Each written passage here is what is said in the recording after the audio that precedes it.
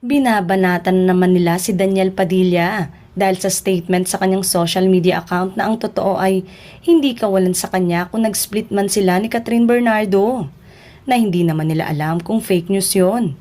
Pero sabi nga ng mga mema, ano raw ang tingin ni Daniel kay Catherine? Basura. Hindi rin namin maintindihan kung saan ang gagaling ang kinagagalit nila kay Daniel. Say ng ilan, ano naman ang masama kung pagkatapos ng ilang buwan ay makamove on na si Daniel? Nagsikap naman siyang magkasundo raw sila ulit, pero ayaw na raw talaga ni Catherine. Samantalang, pumapasok na talaga sa bold new era si Catherine Bernardo sa kanyang karir.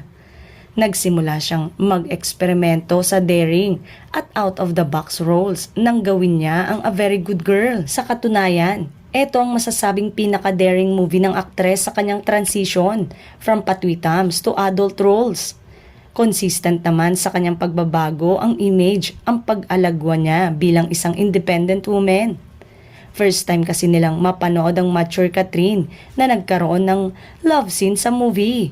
Bagay na hindi pa niya nagagawa maging sa movies nila ng ex na si Daniel Padilla.